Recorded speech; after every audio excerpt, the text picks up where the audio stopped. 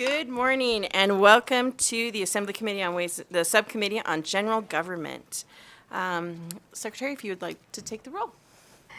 Senators Buck, Scheibel, Taylor, Assembly Members Bacchus, Koenig, O'Neill, Torres Fawcett, Watts, Chair Anderson. And I am present. If you would please mark Assemblymember O'Neill present when he arrives. Really quickly, we have 8 budget hearings that we'll be hearing today. And just as a reminder, just a little bit of housekeeping. Welcome, first of all, to the audience here in Carson City and those of you that are in Las Vegas, which appears to be empty. Oh, no, there's 3 people there. And those listening online. Please silence your electronic devices, and if you wish to testify, please don't forget to sign at the table by the door and provide a business card to the committee secretary. When testifying, please turn on the microphone, clearly state your name and affiliation, if any, and turn off the microphone each time. Just a reminder, members of the public may provide testimony on a bill either in person or by telephone. Please see the agenda. That will have the telephone number and meeting ID on it. And then finally, we will be ending with public comment at that time. So let's open up the hearing on, B&I, Division of Industrial Relations. Welcome.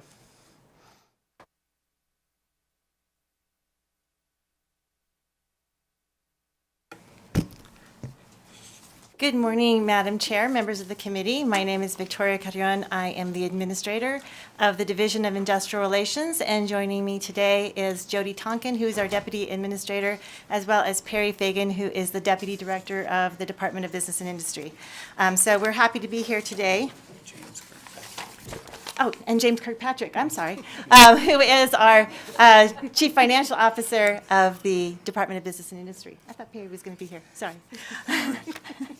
All right, so our agency works together to put safety and health first in Nevada. And so we are responsible for all aspects of workplace safety. We have a really dynamic team of people who are really passionate about what they do. I like to think about our agency as a continuum, starting with prevention. We have our safety consultation and training section, which is called SCATS, and they are really our outreach arm. So they provide a whole cadre of safety training classes. They also provide technical assistance to businesses. They also provide free consultation services to businesses, so business can contact SCATS. They will do a safety survey at their business. Anything they find must be fixed, however, there are no citations.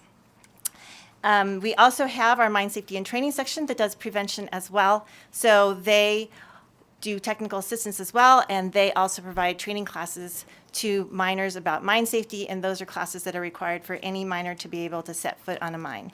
Then we have on our continuum the next phase, which is enforcement. We have Nevada OSHA. So Nevada has permission from the federal government to run its own Nevada OSHA program, so it's called a state plan, and we are responsible for enforcing both state and federal safety standards. And Nevada OSHA does inspections based on complaints, fatalities, as well as accidents. And then they also do targeted inspections at businesses that have high hazards. So, for example, construction as well as manufacturing. Our mine safety and training section, and OSHA also can do citations, and those do have monetary penalties. Our mine safety and training section also has an enforcement component. They are responsible for investigating every mine in the state at least once per year. And then they also can find anything that they find has to be abated or can be sent to the Attorney General's office, but they do not have the ability to issue citations. So that's the enforcement component. And then on the far side of our continuum, in the event that we have workers who are injured, we do have our workers' compensation section. So we do not run the workers' compensation system for Nevada, but we are the regulatory arm. So we are responsible for ensuring that employers have workers' compensation coverage for their employees. We also make sure that in the event that workers are injured, that they are receiving their benefits in a timely fashion and correctly. So that's kind of our continuum of workplace safety. We also have our mechanical compliance section, and they are responsible for ensuring the safety of elevators, escalators, boilers, and pressure vessels. And being that Nevada is a tourist destination, we do have an outsized number of those types of objects. We are funded by primarily the Workers' Compensation and Safety Fund, which is an assessment on workers' compensation insurers, and that is on private carriers, self-insured employers, as well as associations of self-insured employers. That assessment funds not just our agency, but also other agencies in the state that have some responsibility for the workers' compensation system. We also receive federal grants from the Department of Labor, but that is about 7% of our budget.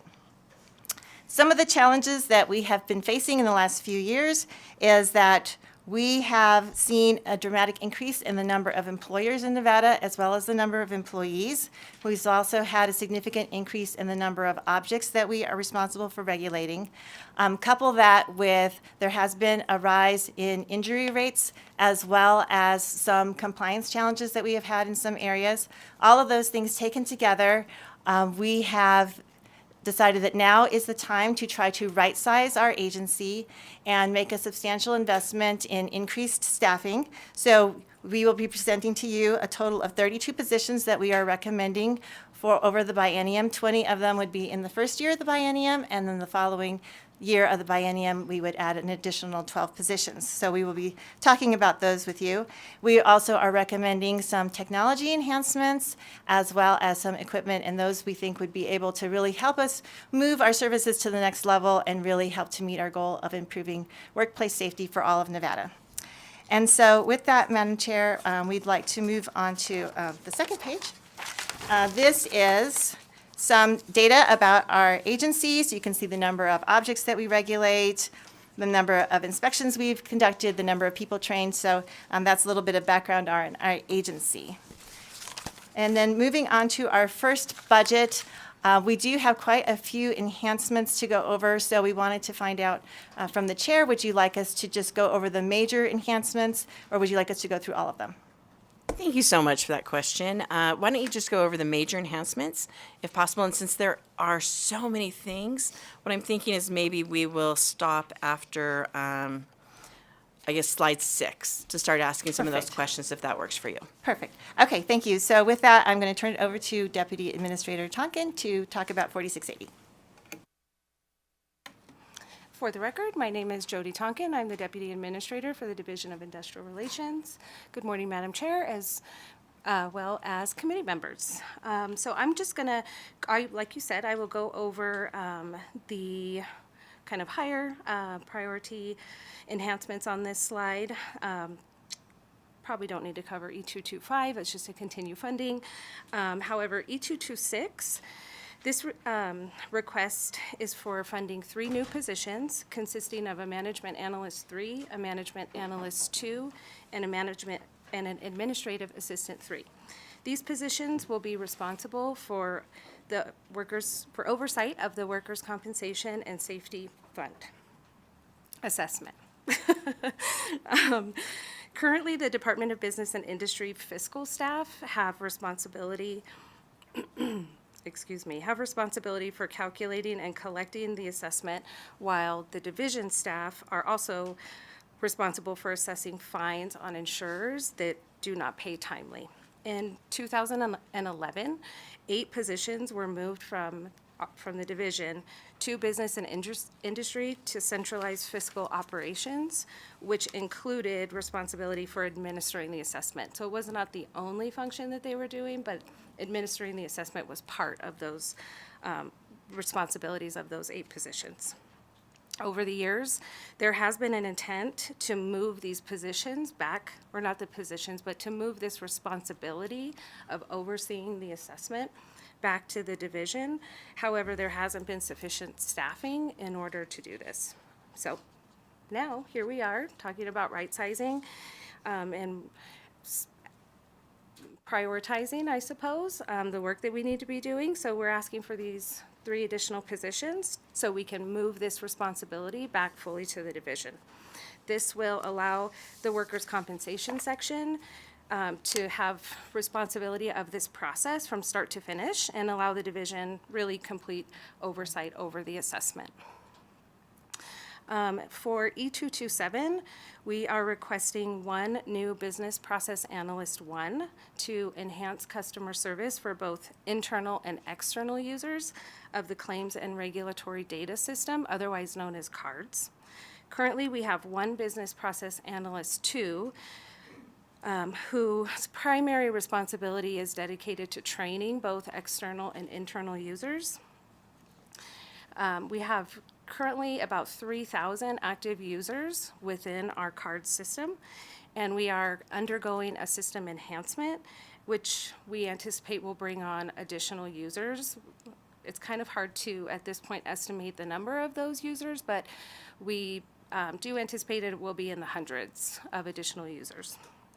So this expansion of the card system will introduce additional functionality and therefore will increase those number of users. So this position that we're requesting will directly support our goal, which is outlined in our strategic plan by improving assistance, service, and training for all stakeholders, ensuring we continue to provide a very high level of customer service.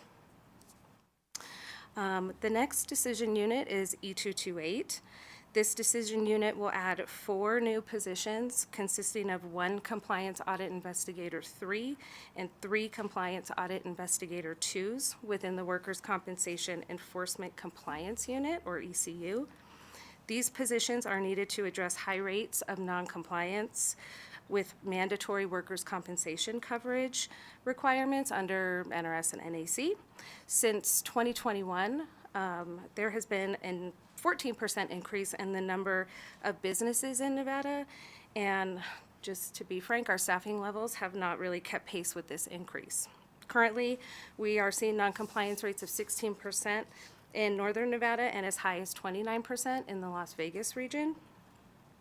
So as a result of all of these increases, there's really an escalating need within the division to conduct outreach, educate employers, and conduct investigations. These new positions will be onboarded in a phased approach. So the Compliance Audit Investigator 3 and 1 Compliance Audit Investigator 2 would be assigned to the Las Vegas region first, as that's where we're seeing our highest rates of noncompliance. The additional 2, in the next part of the biennium, 1 Compliance Audit Investigator 2 would also go to Las Vegas, and then there would be 1 more placed in the north. And cover any of the other ones? Okay, I think that's probably good. Oh, sorry, my apologies. Okay, so moving on to slide 6. To get my notes in order. Oh, I'm so sorry. Sorry. Okay, so on slide 6, we have E229. This enhancement is requesting funds to conduct a study to update the Nevada medical fee schedule, which is utilized by medical providers who treat injured workers. The workers' compensation section is required by NRS 616C.260 to periodically conduct a national study to compare reimbursement rates for medical services provided to injured workers. The last study was conducted in 2015. Prior to that, the study was conducted in 2001. And while NRS 616C.260 does not prescribe a time frame for when this study should occur in reviewing when this has been done in the past, and as we are approaching the 10-year mark, we are now requesting the funds to conduct this study. We do anticipate the procurement process as well as the study to be completed by June 2026. However, any recommendations that are brought forward in that study would also have to go through a public process where we could receive input. So if there were any changes that needed to be made to the fee schedule, it would come after June 2026. And I think now I am done with slides 5 and 6. Thank you so much. Well done. So we do have a few questions for you, and we're going to start off with Assemblymember Torres Fawcett. Thank you, Chair, and thank you for the presentation. It's good to see you again. So first, I want to go ahead and go to budget item E226. And I know you talked a little bit about this, but to dive in a little bit more, how did the agency determine that these three new positions would be needed to assume the responsibilities of the workers' compensation assessment in the department, the Division of Industrial Relations? Jody Tonkin for the record.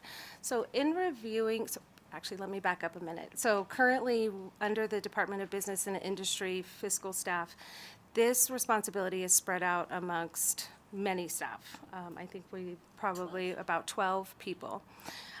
While all 12 of those people do not only handle the assessment, there's several hands that are contributing to this process. So when we were looking at the positions that we were requesting, we just determined based on the number of insurers that we have, which is roughly about 600, as well as the, I guess, the interaction that occurs between the division as well as the department, that we would be able to meet the needs based on these three positions. The management analyst 3 would, of course, serve as the supervisor to these two positions. Also, these three positions are going to be integrated into an existing team of other staff who currently oversee the fines process. So just based on the workload that we've seen, we do feel that this is the sufficient staffing in order to take this over. And I have one last thing, I'm sorry. Also, because we are enhancing the card system, there are going to be some processes that are now manual that become automated. So we will see some time saving there and feel that, again, that we're at the appropriate level here. Thank you. And you might have stated this in a response, but how many positions in the Fiscal Services Unit are currently performing the duties of workers' compensation assessment? And what is the plan for them to have a reduced workload? Jody Tonkin for the record. So there's currently 12, but we do have Emily Serby here who can provide some more information regarding what that looks like.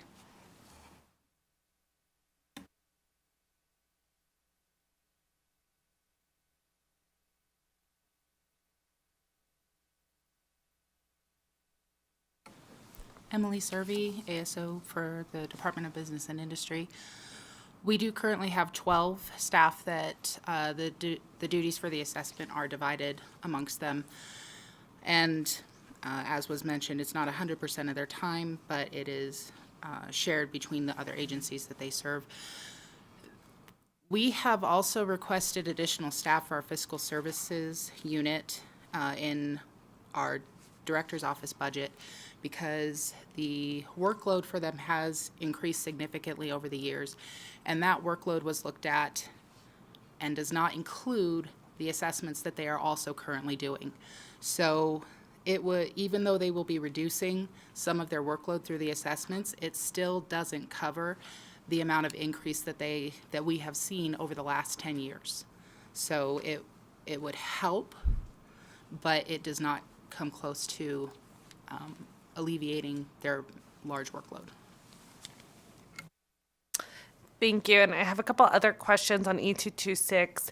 I know that back in 2011, 8 positions were transferred from the division to the department's fiscal services unit. Can you talk a little bit about what has changed in the workload of those 8 positions, and why are none of those positions recommended to transfer back from the fiscal services unit to the division? Chris Sanchez, for the record, Director of Business and Industry. I also want to provide a little bit of broader perspective. So in 2012, when I joined state government, our GDP was about 130 billion. We are now at 200 billion, and our population has grown by 600,000. The budget during that same period for the Department of Business and Industry has been flat. The only spike we have had is last year when we received the cost of living adjustment, and we appreciate the legislature's investment in our staff. But what we are trying to do, and you've heard us say many times, right-sizing our agency, we are going in and looking at all of our functions. The demand that has increased because of the new businesses that are here, the population growth, the GDP growth, all that means is there's a lot more demand placed on our agency. And we have to be thoughtful and strategic about how we use our time and how our folks use their time. So we're looking at across all of our divisions, we're looking at our fiscal staff, looking at their workload, looking at where and how we can transition some of that workload back to the agencies, the individual regulatory agencies, as well as looking at their day-to-day operations and how we can get to better efficiency. So this is a process as we go through and trying to, what literally is to right-size the Department of Business and Industry to reflect the demand that has increased over the last 12 years due to the growth of our state. Thank you. And just one more question on E226.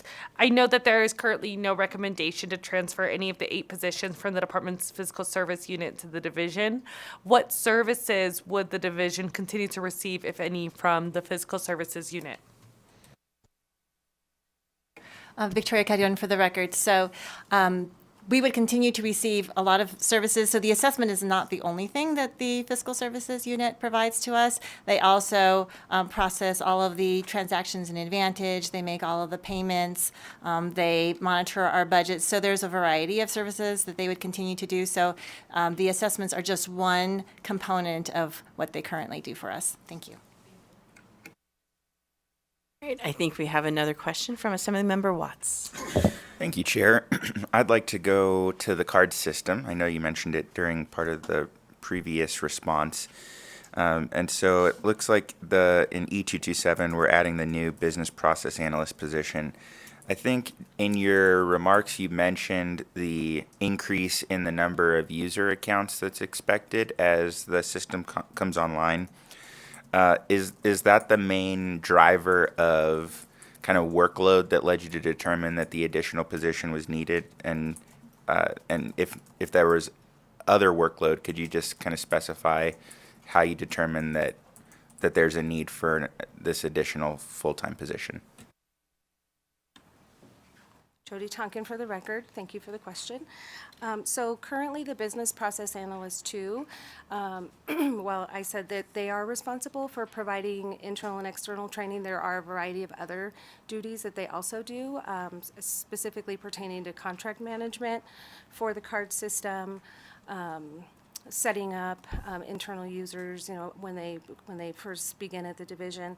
So already our Business Process Analyst 2 is tight on time.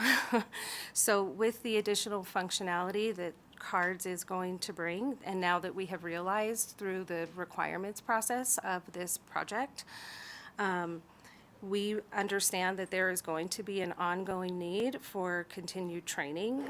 There's a lot of new functionality that we're bringing into the system. So while I believe that the Business Process Analyst 1 will likely solely support ongoing training, there will also be an opportunity for this position to continue to support the Business Process Analyst 2 with the other responsibilities that they have. Thank you. I appreciate that. And then I have a couple of questions about Decision Unit E228, the 4 new compliance audit investigator positions. So you talked again a little bit about this, and I think just heard from the director, as well as in your overview about the growth that we've seen in the number of businesses and things. And I think you provided our fiscal staff with some information around the increasing number of site visits, the increasing number of fines and penalties that have been issued in this area. Were there any other workload metrics or benchmarks that you used to determine that the 4 positions was how to right size this area? Jody Tonkin for the record. Thank you again for the question. So I would say our primary driver is looking at the growth that we've seen within the economy, and also taking into account the best way that we can approach addressing our non-compliance rates. So while the fines, right? I mean, of course, there are things that we want to talk about. Our ultimate goal is to bring as many employers into compliance with the mandatory workers' compensation coverage that we can. I would say, in general, if this information is helpful, each investigator completes about 2,400 investigations a year. So again, it gets us closer, right? I mean, we're never probably going to have enough staff to go to every single employer. But by having these 3 additional investigators in the field, it will give us a better opportunity to just engage more with those employers. And I just have one other thing to add. As far as the compliance audit investigators 3, that position acts as a lead worker. So that person is not necessarily going out in the field. However, it is important that we bring parity amongst all of the existing lead workers that we have. This would get them to each supervising 6 field investigators, which will certainly improve our supervisory responsibility. Thank you. And then the last question, I think you discussed, the ultimate goal is to make sure that we have compliance, and ultimately at the end of the day, that these workers are protected. So it sounds like one of the primary goals of bringing on these additional staff is to hopefully help improve those compliance rates. Are there any, is that really kind of the number one target? Are there any other benefits that we can expect in terms of workers' compensation and worker protection as a result of adding these positions? Jody Tonkin for the record. Unless Administrator Carrion disagrees with me, I really do feel like, I mean, that is really our ultimate goal, is to bring more insurers into compliance, to be out in the field more, engaging with employers and educating them about what their requirements are to protect the workers that are within, that are under their employ. Victoria Carrion for the record. And just to add, the other thing that we want to do with this is to reduce the number of uninsured claims. So if a employer is not insured, then the worker, when they're injured, the state ends up having to cover that cost for an uninsured claim. So if we can reduce the number of uninsured claims, that would be a great benefit to the entire state. All right, I think we're going to move over to Senator Taylor.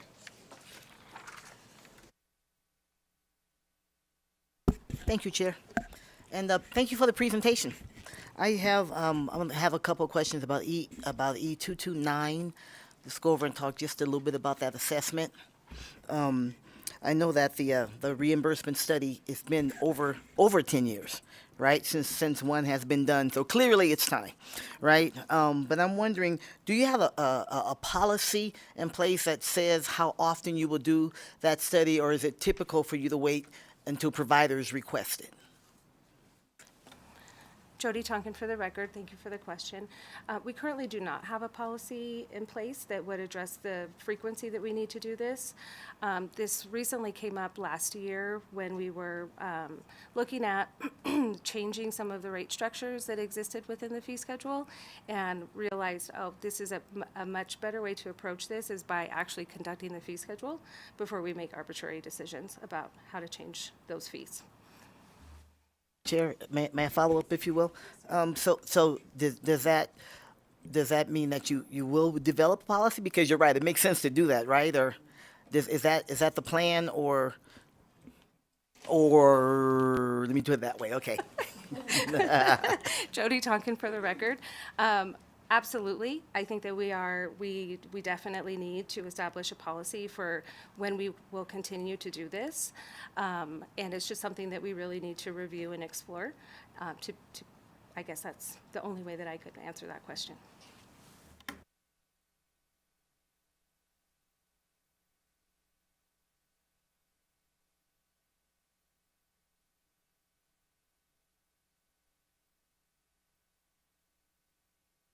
Probably not too fair for them getting reimbursed. But I will ask this: in that 11-year period, are there what key best practices or anything like that medically do you think have really, medicine changes a lot, right? That's probably occurred over the last 10, 11 years or so that will impact the rate adjustments. Jody Tonkin for the record. So just to be clear, we do update our Nevada medical fee schedule each year. So we apply the healthcare consumer price index to the Nevada medical fee schedule each year. So Really what this study will do is look at the current services that we're offering and then compare them nationwide to, how these services are being reimbursed for. I think to provide an explanation as far as what's happened over the last 10 years would be difficult because so much has changed within the last 10 years. Not to bring up COVID, but I know, since COVID, we have certainly seen an increase in telemedicine. So I would imagine that we may see some recommendations around telemedicine and expanding that branch of service that can be provided to injured workers, especially in rural Nevada. But outside of that, I'm not sure. And I think that it will be really interesting, honestly, to see what actually comes out of this fee schedule. And I'm hoping that there will be an opportunity for us to be able to expand the services that are provided to injured workers. Thank you so much. I think COVID and therefore telemedicine, that's a great example. So, Chair, thank you for your indulgence. Thank you. Any other questions from, nope. All right, we can move on to the next account. Thank you, Madam Chair. Victoria Carrion for the record. Our next budget account is 4682, and we have two different sections that are under this budget. So starting on slide 7 with the Occupational Safety and Health Administration, our major enhancement request here is E225, which adds 18 new positions to create 2 new industrial hygienist teams. And just to give you a sense of how this works, we have 2 kinds of OSHA inspectors. There are safety specialists that do safety inspections, and then we have industrial hygienists that do health inspections. So in Las Vegas currently we have 3 safety specialist teams and 1 industrial hygienist team. In Reno, we have 2 safety specialist teams and 1 industrial hygienist team. So this request would give us 2 new teams, 1 in Las Vegas and 1 in Reno. So in first year of the biennium, we would be adding the Las Vegas industrial hygienist team. That would include 7 inspectors, 1 supervisor, and 1 administrative assistant for support. And then in the second year of the biennium, we would have 6 industrial hygienists who would be doing the inspections, a supervisor, and an AA that would be doing support. We would also be adding 2 additional administrative assistants who would be providing support to other safety specialist teams that don't currently have their own administrative assistant. So that's what the request is. Each of those industrial hygienists can conduct approximately 42 inspections per year. So this request would give us a total of 546 inspections per year total once it's fully implemented. So why is this request needed? We have, as we've stated earlier, there's been a increase over the last few years in the number of employers and the number of employees in Nevada. That brings with it a need for greater oversight in this area. There's also been an increase in the injury rate. The rate that's used throughout the industry is called the DART rate, which stands for days away and restricted and transfers. So that's a rate that's developed by the Bureau of Labor Statistics, and that rate has increased by 11% from 2019 to 2023. So that's of concern. Also, there have been changes in the regulatory environment related to health. We just recently adopted a heat illness standard at the state level. We also, a few years ago, the legislature adopted a standard related to violence in medical facilities. Also recently, we had a standard that was adopted at the state level regarding eye wash stations, and we also have some pretty robust standards at the state level regarding asbestos abatement. On the federal level, they would also be looking at some high priority standards such as silica, which has been in the news a lot lately regarding people who are doing manufacturing of countertops and things of the like. It can cause some very serious respiratory diseases. Also, combustible dust is another federal emphasis program that these positions would be monitoring. There's some other commonly cited federal standards such as respiratory protection, hazardous communications related to chemicals, and blood-borne hazards in the hospitality and medical industries. And you may think that these health standards sound like maybe they're confined to specific industries, but really every business in Nevada has some chemicals on site, and those are regulated by OSHA in terms of making sure that employees have safe exposure to those chemicals. So really, we think that this investment is something that's really important to have at this time, and something that will really help us forward our goal of improving workplace safety and health. So that's E225. On page 7, that is really our major budget enhancement request. So moving on to the next slide, slide 8. Our major requests here are related to the mechanical compliance section. So as I stated earlier, this is the section that is responsible for ensuring the safety of elevators, escalators, boilers, and pressure vessels. So our staff's responsibility is conducting inspections and issuing operating permits when an object is first coming online. So we do that initial inspection and issue the initial operating permit. And then there are requirements for all of these objects to be getting permits on an ongoing basis, ongoing operating permits. Those inspections are conducted by third-party inspection agencies. So we have found that it's really important to ensure that these objects are kept safe. Boilers and pressure vessels, for example, are usually very safe. You don't really hear anything about them, but when one of them goes wrong, it can be quite catastrophic. For example, a few years ago, we did have a massive explosion at Argenta Hall on the UNR campus, and that was due to a faulty boiler. So you can see the kind of damage that one of these can do.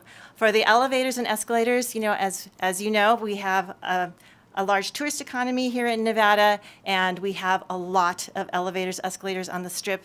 The safety of our riding public is paramount to ensuring the continuance of our economy, for sure. So our requests are to add 2 new safety specialist boiler positions. One of these would be in Las Vegas, one of these would be in Reno. As of December 2024, we have 23,000 or so boilers and pressure vessels. However, 32% of them do not have current operating permits.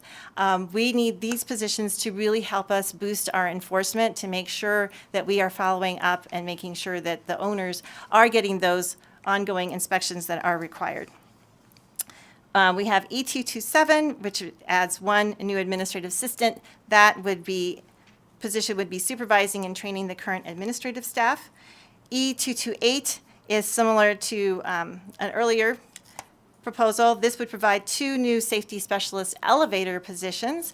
Both of those would be in Las Vegas, because the majority of the elevators are in Las Vegas, and these would also be helping to improve enforcement. So we currently have about 16,000 elevators and escalators in Nevada as of December 2024, and 23% of those are not permitted. These positions would really help us to focus in on the enforcement needs, going out to those facilities that are not currently in compliance, and making sure that we get everybody on board to make sure that those inspections happen and that any violations are cleared. So those are our major enhancements on page 8. And then the last major enhancement that we have is on page 9. This one is for both OSHA and the mechanical compliance section. And this is for a E550, which funds a new management database system for both OSHA and mechanical compliance. So currently in OSHA, we do have a system called Jurisdiction Online that performs some of the functions that we would be changing. That system works fine for what it was in 2013. However, it has not kept pace with modern times. So basically, currently for our licensing, people actually send us in manually a paper or emailed application. We have to actually manually input it into the system, and then we issue them their license. This new system would be a much better process for our customers. They'd be able to actually enter their application online, upload any documents, and then they would be able to pay online, and it would be just a much more efficient process. So that would apply to the licensing functions in OSHA, as well as the asbestos project notifications. We would also be adding a new functionality we do not currently have, which is to be able to issue the OSHA citations online through the system, actually enable employers to contest the citation if that's what they would like to do. They would be able to pay their citation online, and then they would also be able to document any abatement of the hazards that had been found and be able to upload that information online as well. Then for the mechanical compliance section, we do not have a current database system at all for the functions that would be moving into this system. All of these processes are currently done through a laborious manual process that we would really like to move on into the next century here. So the licensing for elevator mechanics, apprentice helpers, and inspectors, and licensing for boiler inspectors, all of those are currently done by hand, and people have to come in or send us all of their attachments, and it's very cumbersome. So this would allow them to apply online and to submit their pictures online and any other attachments, licensing information, and then that would enable us to do it much more expeditiously. They'd be able to pay online, and they would be getting their licenses in a much more timely manner. Construction permits is another thing that we would like to bring online. Currently, we do not have an electronic process for this. This would allow the contractors to be able to send us their plans. We'd be able to review them online and send them approvals. And then once an object has actually been inspected, we'd be able to send the bill for that initial inspection cost, and then we would actually be able to have them pay online. Currently, we do have a backlog in terms of being able to get those invoices processed. And then lastly, we would be able to bring the fines process into this system. So any fines that we are issuing, we would be able to issue them through this system, and then the users would be able to pay them online or contest them if that is their choice. So in total, the system is $1.7 million, and we got that estimate through a request for information that we did last year, and we had 7 responses, and that was the basis of the estimate. So overall, we think that this system would really help improve our customer service as well as boost efficiency. And those are our major recommendations for budget account 4682. Thank you, Madam Chair. Thank you. We do have a few questions for you, but it's nice to see you trying to bring it into the newest millennium. So 2008, I think is what you said. So why don't we start off with Assemblymember Koenig? Thank you, Chair, and thanks for the presentation. My question is going to be regarding E225. Could you please discuss the current limitations in completing industrial hygiene inspections and how these limitations impact the safety of the workers in the state? Thank you for the question, Victoria Carrion, for the record. So the limitations are just that we don't have enough inspectors currently to be able to fully address the hazards that we know there are out there. So there's currently 13 industrial hygienist inspectors that we have statewide. When you think of all the hazards that are out there, that's really just, taking a small part of that. So with these additional inspectors, we think we'd just be able to make a much better difference. Nevada OSHA does have to be very targeted in its work because obviously there's many employers and we only have limited staff. So really this is just helping us to expand awareness and also make sure that, we're doing our very best to improve the health and safety in Nevada. Thank you. Follow-up, if I may, Chair. So how did you determine the recommended addition of the 4 administrative assistant positions and the 14 industrial hygienist positions? What work metrics and benchmarks were used to determine the number of positions needed at both the Reno and the Vegas office locations? Thank you for the question, Victoria Carrion, for the record. So the number of inspectors that were done was really to try to figure out what is a good size of a team, because you need to have a supervisor and you need to have support. And the standard that we have found that it takes about 6 or 7 inspectors per supervisor. So it doesn't make sense to have a smaller team because you need to have enough work for that supervisor to work with those inspectors. So really the number of people that we determined was really based on the ideal size of a team. And we wanted to have parity between Las Vegas and Reno, given that Northern Nevada has, a rapidly growing population as well. So that was the reason for the size of the teams. Thank you. One last question, Chair. So just briefly discuss the anticipated benefits and efficiencies that these 18 new positions will provide. Thank you for the question, Victoria Carrion, for the record. So the anticipated benefits is that we would certainly, by having more inspections, one, we are removing more workers from hazards, so that's the first benefit. The second benefit, and I think that last year we removed a total of like 24,000 workers from hazards, and so that would increase. The second benefit would be increasing awareness. So the more inspections that are out there, the more that employers are on notice that they need to be aware and following all of these workplace standards. And I think that really kind of sums it up. So we would have better compliance, I think overall, more awareness, and any citations that are issued serve as a deterrent for businesses to make sure that they're following the standards. Thank you. Next, Vice Chair Bacchus. Thank you so much, Chair. I'm going to turn to the wonderful boilers under Decision Unit E226. First, I kind of wanted to start with how you explained like the consequences that occurred on the UNR campus when a boiler failed. But I wasn't sure if that boiler had been permitted. I'm assuming it had been because it was in existence for some time. But can you elaborate as to some of the consequences and safety hazards of boilers and pressure vessels in the UNR? Oh, no, it was a boiler, not a pressure vessel. And pressure vessels operating in the state without permits?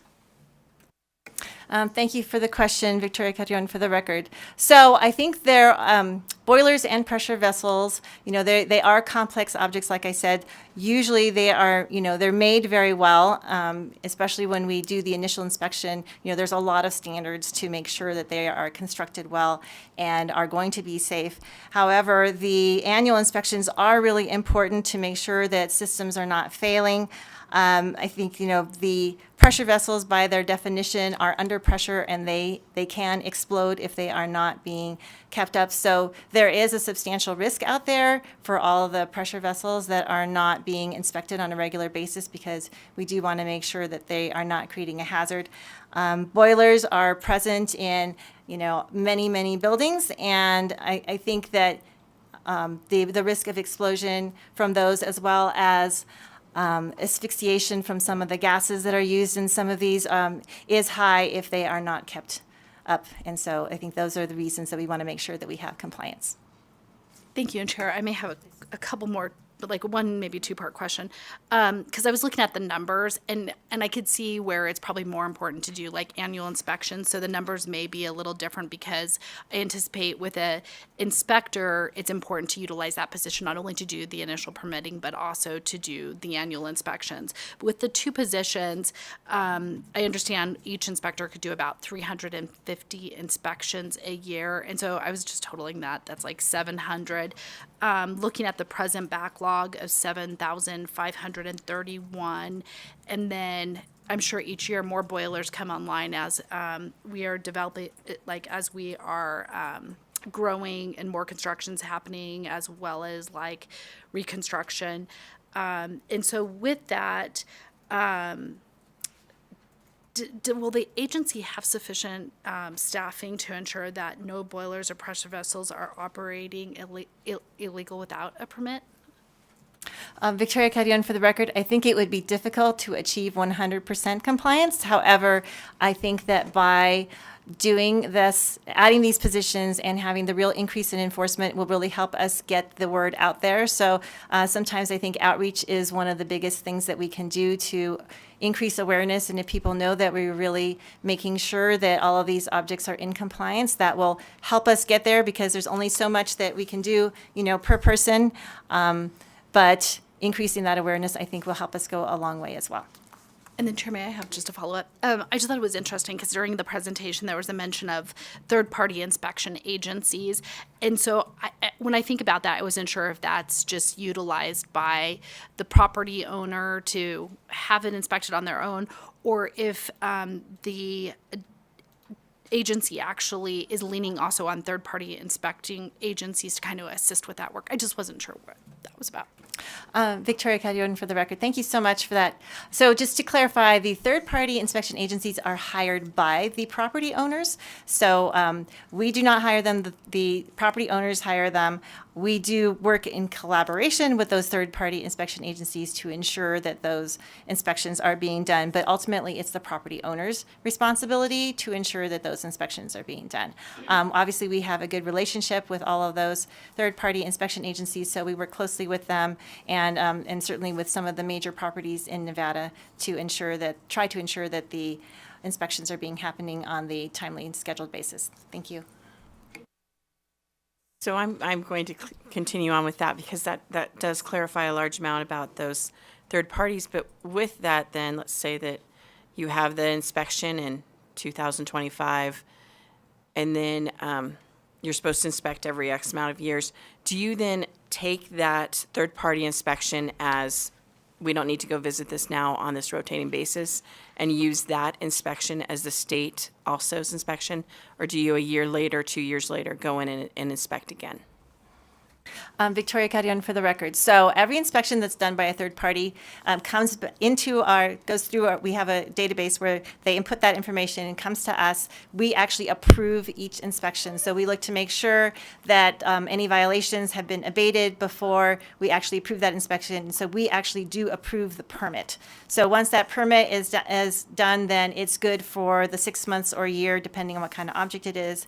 And then we just wait for the next inspection. We do send out reminders to the property owners to let them know, hey, your inspection is coming due. If they are late, we send them reminders saying, hey, your inspection was past due, and we continue sending them reminders, and then we send them a fine if they haven't done it within a certain period of time. Thank you. Thank you so much for that clarification. We're now going to move over to Chair Scheibel. Thank you so much. Sorry, I still have one more follow-up on that. Is that the same for the boilers and pressure vessels as well as the elevators in terms of the way the third party and the department inspections work? Victoria Cadillon for the record. Yes, that's correct. Okay, perfect. And so I understand that there may be an issue right now I wanted to talk more specifically about the elevators, with elevators operating without a permit. And with this increased staffing, do you think you'd be able to permit every single elevator, or would we still have, setting aside the bad actors, I get that's a different problem, but in terms of staffing, would you have the staff to inspect all the elevators and permit all of the elevators and escalators in the state? Victoria Cadillon for the record. So we would continue doing all of those initial inspections that I discussed earlier. So we definitely complete all of those inspections. And as I stated earlier, the third-party inspectors are the ones who conduct those ongoing inspections. We would use these resources really to help with enforcement, making sure that those third-party inspections are happening on the ongoing basis. Would we be able to tackle all of them? Probably not, just because there are, so many objects in the state. However, as I stated, similarly as with boilers, we think that by being out there and being visible and making sure that we're doing the enforcement, issuing fines when things are not being, inspections are not happening timely, or when violations are not being abated timely, we think that that would go a long way to try to really reduce that percentage of elevators operating without permits. Thank you. Okay, thank you. And then, so maybe I misunderstood. What do you think is the primary reason that elevators are operating without a permit?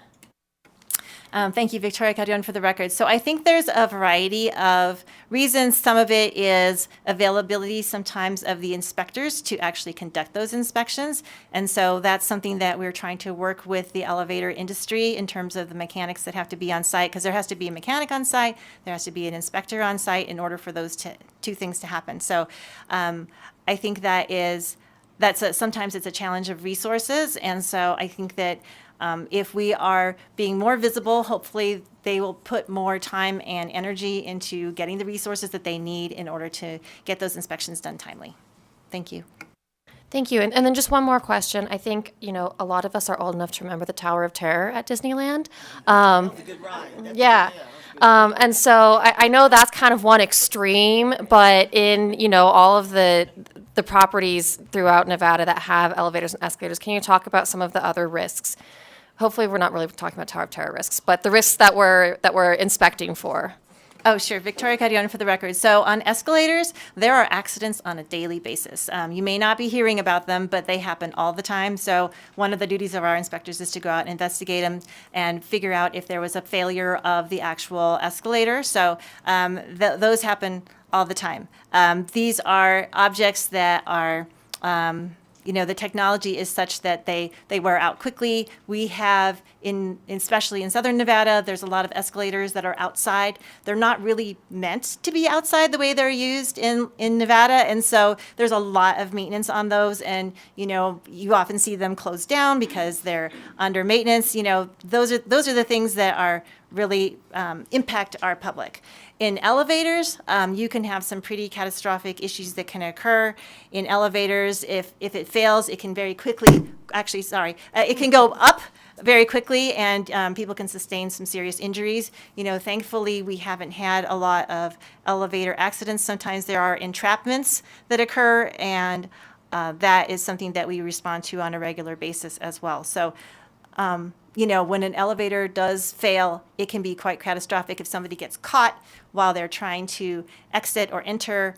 We've had some severe injuries in those cases as well. Thank you. Is there a standard for how quickly the doors are supposed to close or how sensitive they're supposed to be to hands, feet, small children standing in the way? Thank you, Victoria Carrion, for the record. I know that there is door lock monitoring and door restrictors that are in place. So there are some standards for that. I know there's sensors as well to try to make sure that doesn't happen. But, sometimes some of that is user error as well, and people trying to keep them open longer or like using an arm. We definitely recommend that people not do that. Thank you. The importance of pressing buttons, I guess. Okay, got it. We'll move over to Senator Taylor. Thank you, Chair. And to my colleague to my left, that's the best question today. We were all thinking that. We're all thinking that. I have a question regarding the new positions, just kind of overall. You're asking for 23 new positions, right? That's a lot. So I'm wondering, how would that if you're able to get those, the budget fairy comes and you're able to get 23 positions, right? How would that impact the rate that employers are now paying? Thank you so much for the question. So Victoria Carrion for the record. So it's actually 32 positions. Even more then. Even more. Yes, so I just want to make sure that's clear for the record. 20 in the first year and an additional 12 in the second year of the biennium. So the assessment is actually paid by workers' compensation insurers, not employers. So that's an important aspect to be aware of. So overall, as I mentioned earlier, that assessment is not just for our agency, it covers other agencies as well, so that have some aspect of safety or workers' compensation. So our budget staff provided me information about the overall impact to the fund. And overall, for the biennium in FY26, it's a $9.6 million increase, and in FY27, it's a $10.5 million increase compared to the current year. So the impact on any individual insurer really varies, and the reason for that is because the amount of their assessment is based on their proportional share of either claims expenditures or the premiums that they charge. So there's a complex series of formulas to actually calculate what their assessment is, but it's based on how much expenditures do we need to fund with the assessment and what's that individual insurer's proportionate share of expenditures or premiums. So it's going to vary somewhat. We also do offset the amount of the assessment the year after the biennium, or the year after the fiscal year is over, based on other revenue that we've collected through like OSHA penalties and any elevator and boiler permits, as well as fines. So those are used to offset the amount of the final assessment. So often we do give out substantial refunds the year after the assessment is done. Okay, thank you for that. That's good. So initially, there might be a little bit of an increase then that the employers are paying for the assessment. I think you said that. Is that clear? Victoria Carrion for the record. So yes, the insurers, not employers, would have an insurers, initial increase on these. What we do is we have an estimated assessment the year of the the fiscal year that's current, and then the following year we do the true up for the final assessment. Thank you. Follow up, thank you. I'm an insurer, so thank you. Do they know that their rate may go up? Victoria Carrion, for the record, we have not communicated with them specifically about the possibility of the rate increasing because we didn't know what the outcome of the budget session would be. Okay, thank you very much. Thank you, Chair. So, Director, I have another question for you that's along these same lines. So you've got 23 in this budget, and I think the others are from the other budgets that are mentioned. Want to clarify that? Oh, Victoria Carrion, for the record. So I was talking about our entire agency. So the whole Division of Industrial Relations is the 32. Great. Thank you. So I just wanted to make sure about that. But then the other thing is, let's just say that, again, the budget fairies are kind and you're able to get them. Are the individuals out there? Because I think right now your vacancy rate is pretty good, but are they out there? Victoria Carrion, for the record. So our agency has been very creative about training people up and getting them ready for these positions. So, for example, in our elevators, that is a highly specialized position, but we have recently brought on people who are transitioning into this field from other areas. And so we do have a robust training program to ensure that they get the training they need in order to get the certification to become inspectors. So, necessity is the mother of invention. So we make sure that we train them up so that they can do the work that they need to do. In OSHA, obviously those are specialized positions as well. Oftentimes we find that people who are safety specialists become interested in becoming industrial hygienists because it's a slightly higher pay grade. And so oftentimes we get experienced staff moving into those positions. And so we can then backfill and hire other safety specialists at the beginning level and train them up to be proficient in the field. So we have tried to be as creative as we can, and I think that it's borne out in our vacancy rate. Thank you. Thank you so much for that clarification. Next, we'll go to Assemblymember O'Neill. Thank you, Chair. I must be the only person on this dais that does not know what the Tower of Terror is.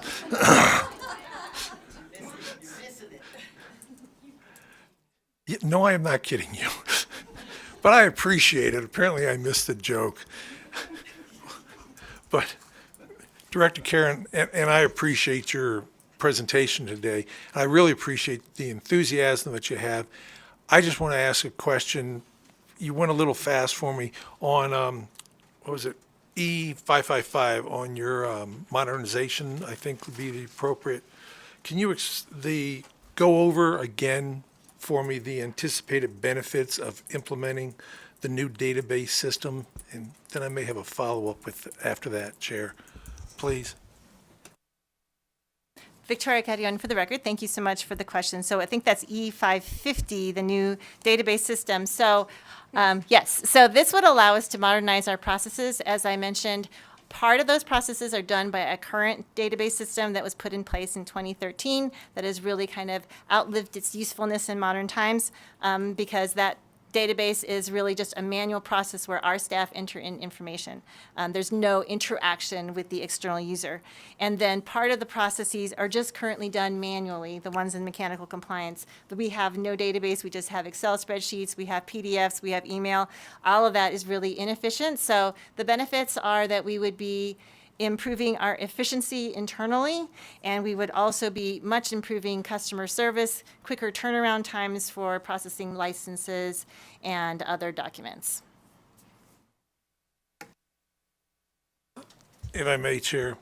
So if I understand correctly, the new database would eliminate your current challenges in processing. It would probably save labor time. You can deliver more or deliver quicker out to your customers, your client base, and in both mechanical compliance and the OSHA section. Would it save, would your personnel, would you still need as much personnel as you have now in those two then if you're automating it all? Victoria Carrion, for the record. So as we were discussing earlier, we do have some compliance challenges, especially in the mechanical compliance section. So I think we would be directing some of those staff resources to assisting with the compliance efforts and the enforcement. And so I think we would just be redirecting them to help us better meet our goals. Very good. Thank you. And thank you, Chair. Thank you. I think we're ready for the next budget. All right, the next budget is 4685, and that will be presented by Deputy Administrator Tonkin.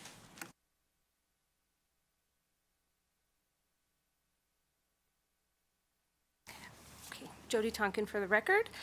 So I'm going to be going over 4685, as Administrator Cardion said, for safety consultation and training section. The highlights, I would say, of 4685 is for E225, which adds a safety supervisor for consultation services. This new position would oversee industrial hygienists, so we're kind of sticking with that theme today across a couple of our budget accounts. Which currently makes up 5 employees. So we have 5 industrial hygienists in our SCAT section. Unlike other safety supervisor positions, this new position will provide specialized oversight and technical guidance in industrial hygiene, providing consistent technical expertise, training, and mentoring. Essentially, by adding this position, SCATS aims to provide consultation services that results in high-quality assessments and more risk controls for employers. And really, that is it for 4685. Short, sweet, to the point. Love it. Why don't we start off with Senator Buck? Thank you, Chair Anderson. As I'm looking at this budget, can you talk about the current limitations with the current staffing levels on the agency's ability to develop and implement effective safety and health programs? Jody Tonkin for the record. I would say that SCATS, thank you for the question, Senator. SCATS does an excellent job, to be honest, with the staff that they have now. Really, this additional position would truly just enhance our ability to provide more effective services in the industrial hygiene area. We currently have 2 safety supervisors. They're on the safety side, not the health side, that are overseeing the existing 5 industrial hygienists that SCATS has. So by bringing on this additional safety supervisor, we're hoping to be able to recruit somebody with this expertise that they can bring to this team and really provide a high level of mentoring that will just only enhance the current services that SCATS provides. Perfect. And I guess that leads me into my next question. So in 2022, this section delivered 632. In 2023, 735, and in 2024, 781. So can you just briefly talk for the record on why or how this will increase the capacity of this position for safety consultation training section of industrial hygiene, which is chemical exposure, noise levels, and heat stress, how you'll be able to do more of that with this position? Jody Tonkin for the record. So kind of in line with what I said just a moment ago, so this particular position will not go directly into the field, so they will not necessarily be adding themselves to the number of industrial hygiene consultations that are provided. What we hope will occur as a result of this position is we will be able to enhance, I guess is a better word, the existing consultations that we're providing, and that could have a secondary result of increasing the number of consultations that we provide. We also would expect that this new position could assist in developing new training program, or assist the training side of the house in adding to training curriculums, which also might not have necessarily an effect on the consultations that are provided, but it does ultimately affect Nevada employers and Nevada employees. Of course. And I just have one more question about SCATS, and maybe the 32 new people coming onto the into the department can possibly help with this. Is there any way to get a new name for this? Sorry, just had to say it. So thank you so much. Any other questions from the committee? Seeing none, thank you for the presentation. Thank you, Madam Chair. Thank you. We're going to move on to the Housing Division, and I believe we will be joined today by Mr. Aincroft and Ms. Hess. Come on up. It's nice to see you both.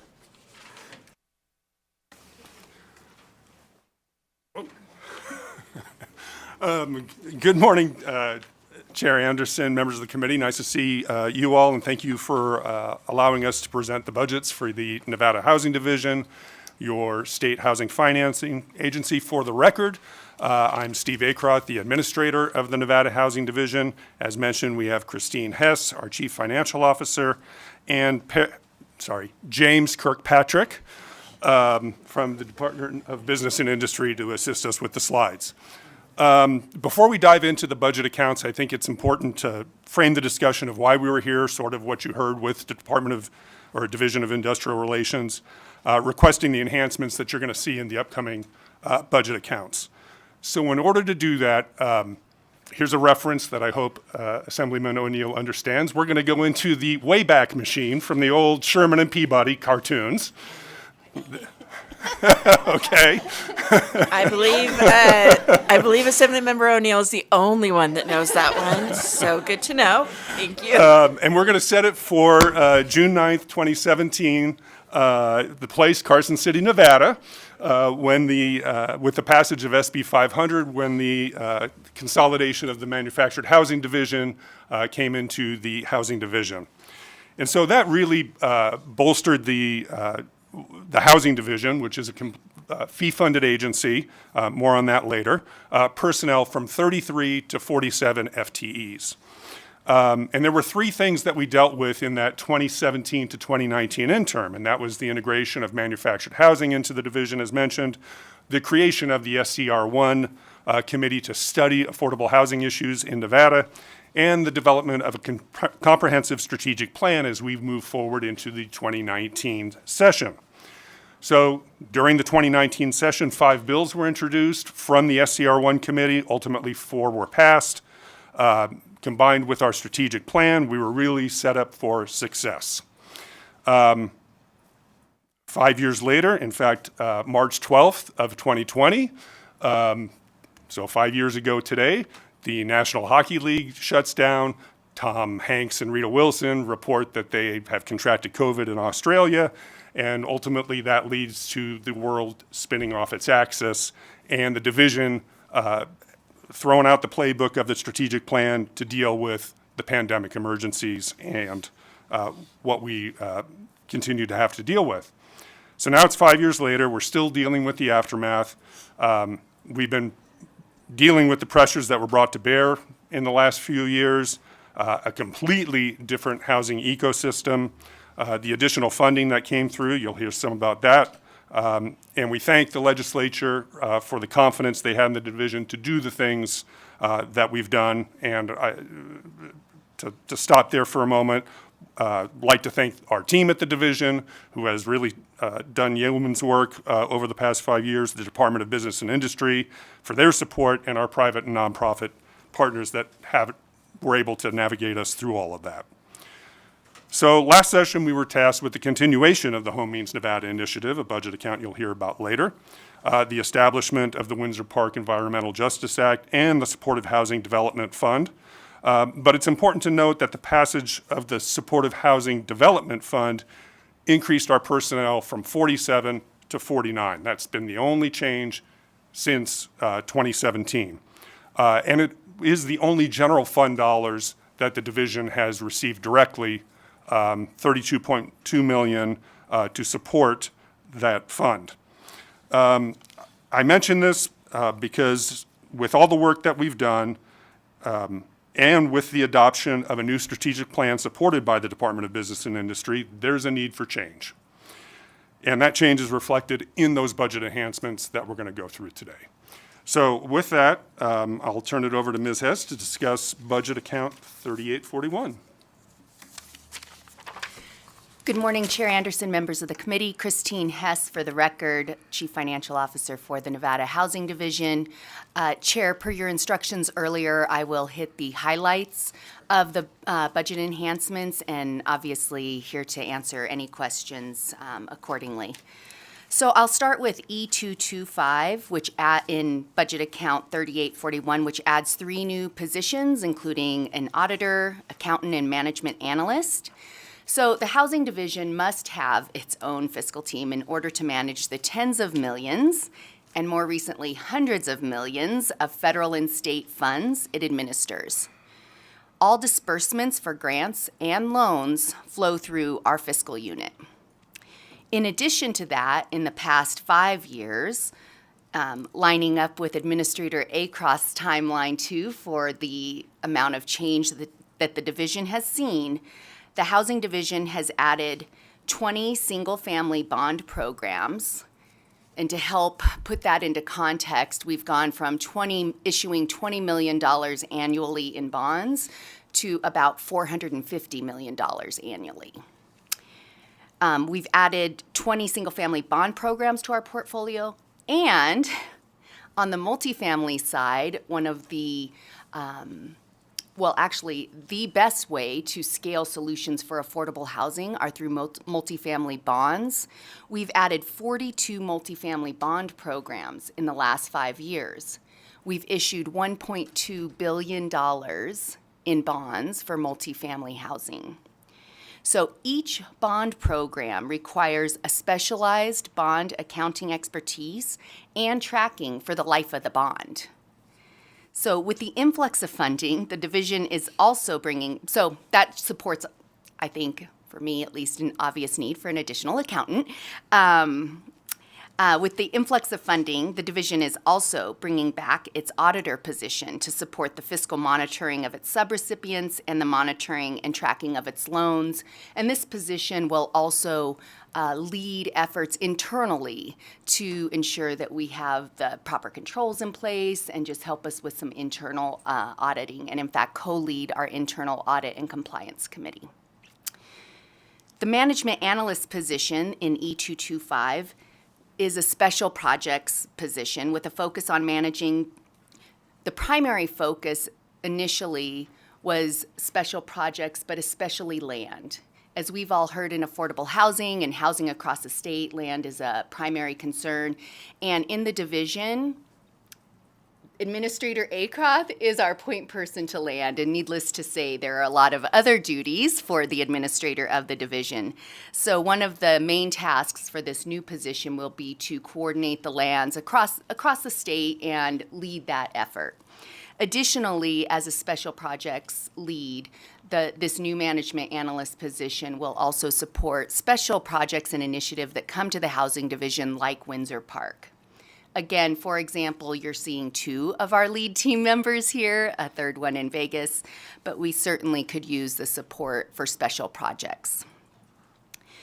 E228 adds outside consulting support services. This request is spread across 4 main operating budget accounts for the division. So you're going to hear about 2 of our main operating accounts today. But so this request actually will have a fiscal impact of $49,000 total in this biennium.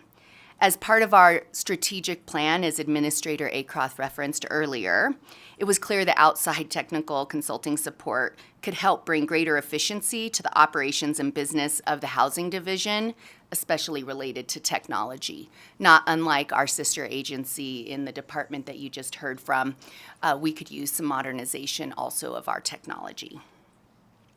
E229, again, as part of our strategic plan, communications and outreach, particularly important. And within the division, that communications, marketing, outreach is also an internal need and external need to our partners.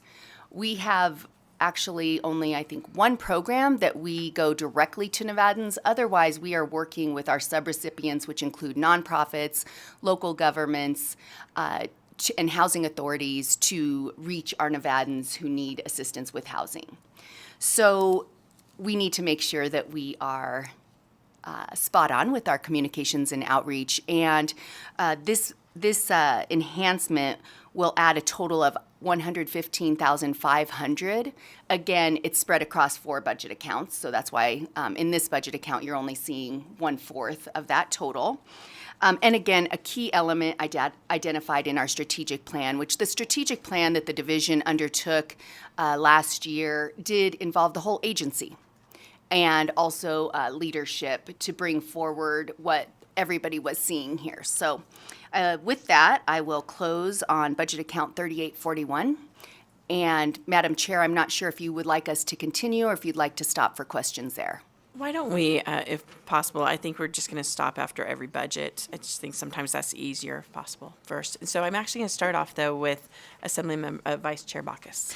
Thank you so much, and thank you, Division of Housing. Mine's not a question for you guys. It's more of a statement. Obviously, because budget accounts 101-3837, and we'll hear also today budget account 503-3841, involves a discussion of the Windsor Park Environmental Justice Act. I'd like to advise the committee that, as an attorney, one of my clients is Community Development Program Center of Nevada, which is the developer who was awarded the project under this act. Since the independence of judgment of a reasonable person in my position with respect to this item could be materially affected by my legal employment, I am making this disclosure pursuant to Assembly Standing Rule 23. Thank you, Chair. Thank you. Thank you for making that disclosure. So now we're going to start off with some questions. We're actually going to start with Senator Taylor. Thank you, Chair. My question has to do with the request for a new auditor position. Now, my understanding is, and I think 21 and then 22, the Legislative Council Bureau paid for some auditing, audit report and so on. I'm wondering what's the status of implementing those the recommendations that came from those audits. Thank you, Senator, for the question. Christine Hess for the record. So we are in progress at remedying all of our audit findings that we've had, whether they're from LCB, and if, well, you may not know this, but we also conduct an annual financial audit every year. So, and we participate also alongside the state in its single audits that are happening. So currently, our existing staff is dealing with that and implementing the corrective action plan. With the tens of millions that you've heard about, with the additional bond programs that you've heard about, there's clearly a need to bring in some added support to help lead the efforts and coordinate that. One of my personal mantras that I communicate to all of my staff is that perfect is boring, right? I want to give people space to make mistakes because I make them all the time. That said, my goal would be to have no findings in an audit, right? I know that's unreasonable, but that is the goal of the division. So that is underway as part of some of our corrective action plans. For example, establishing the Internal Audit and Compliance Committee was a big part in having this auditor with a fiscal background to support the committee was especially important. So we're in progress moving forward with our corrective action plans, and I hope to get to no audit findings soon. Thank you very much. Chair, may I follow up? Thank you. So you're saying this new auditor position would help you to be able to implement those recommendations? Yes, Senator, thank you. Christine Hess for the record. Absolutely. This is a need, critical need. Thank you. Just one more, Ms. Hess. So based upon that, if you, again, the budget fairies gave you this new position, you have this new auditor in, what will be your goal for the completion of implementing those recommendations from the 21 and the 22 audit? Thank you so much for the question, Senator Christine Hess for the record. So you are going to hear my response, which is a live and active discussion within the division.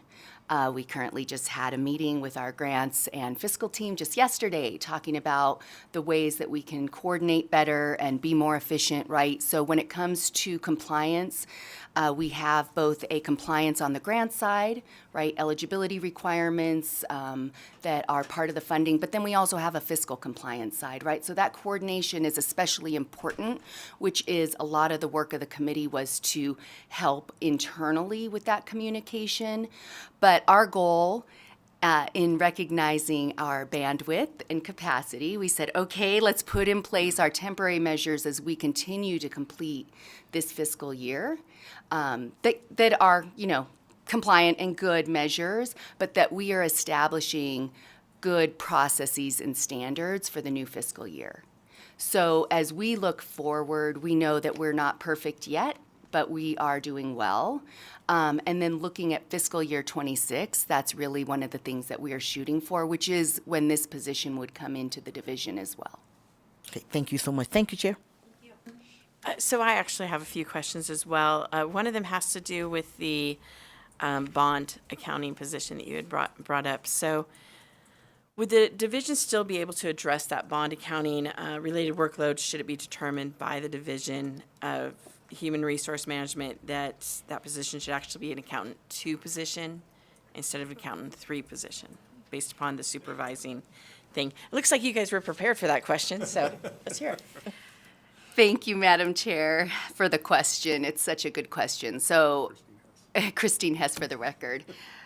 We're appreciative of the budget fairies very much in our space.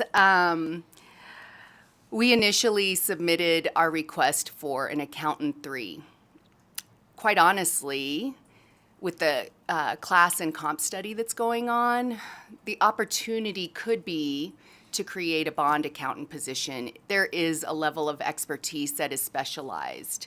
The accountant 2, when within the classifications of the state, which I know many of you know I'm new to the state, about 18 months now, the discussion with HR and our team was that there was not an adequate supervisory role for the accountant 3, so thus they moved it to an accountant 2. We're appreciative and we will make that work. We've talked internally about how that looks if we get an accountant 2 in this role. However, our first goal was to have an accountant 3. In speaking with some of our consultants that work across the country and also a former CFO of another HFA, we are understaffed in our bond accounting. That level of expertise would, of an accountant 3, that level of expertise that an accountant 3 position brings, right, is more commensurate with a leader role in our bond program. But with an accountant 2, we can make that work. So we are certainly appreciative of the budget fairies, this body, and of course of our Department of Human Resources. Thank you for clarifying that for us. So happy to see that you guys are aware of the issues that we're facing. Sad that you also have to be aware of that. I would be remiss, however, if I did not bring up something that an individual who is usually on this committee as well would, and that has to do with Windsor Park. So I know that there's a long-term plan, but could you please discuss the long-term plan beyond the biennium and for the management analysis position following the completion of Windsor Park relocation and the rehabilitation program that's currently ongoing? Steve Acroft for the record. Ms. Hess alluded a little bit to it, but we'll give you a little bit deeper dive. We envision the management analyst position as to not just be involved in the Windsor Park project. As she mentioned, right now, all the conversations about BLM land and what that looks like and the Southern Nevada Management Land Act and whatever could potentially happen in Congress. There is a bipartisan push on the federal level, on the state level, to acquire more land. And what we have found is that is an intensely very difficult process to get through. And it really takes the focus of somebody to become a subject matter expert in that particular area. That is not me. I'm pretty good at it, but I am not the subject matter expert in that area. So we envision it to be functioning in those regards. And it's not just BLM land, it's city-owned land, it's state-owned land, county-owned land, whatever that may look like. But what we find is that's one of the most difficult components in the capital stack of when you're developing like a multifamily project, is the land acquisition portion. And so we've done a few multifamily projects that have used BLM land as an example, and the costs are significantly lower, which allows a couple of things. First of all, the ability to service residents at lower income levels, because the capital stack is not quite as big, and so the deal still pencils if you're serving somebody at 30% or 50% area median income, as opposed to the standard 60% area median income.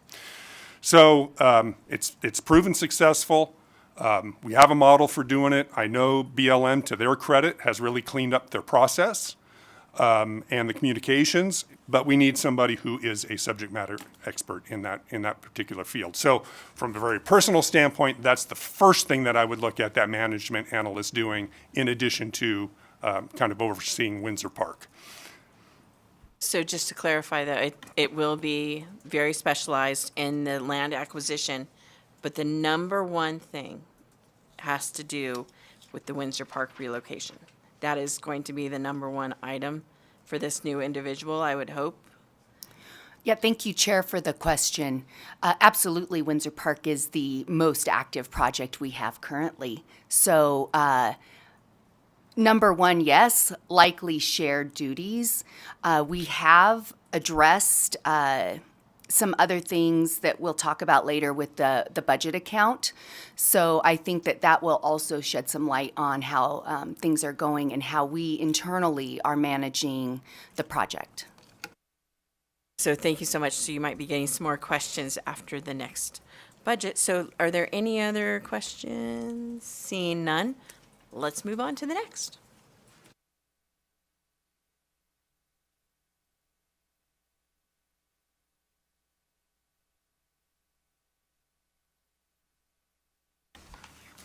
Thank you. Steve A. Croth for the record. Next budget account is 3840, Home Means Nevada initiative. As background, the division was provided $500 million in American Rescue Plan state and local fiscal recovery funds to advance affordable housing in the state of Nevada. Of that $500 million, all has been obligated. That deadline was December 31st of 2024. So all the money has been obligated. All is scheduled to be spent by the expenditure deadline of December 31st, 2026. Current expenditure levels are sitting at $195 million, which represents 39% of the $500 million.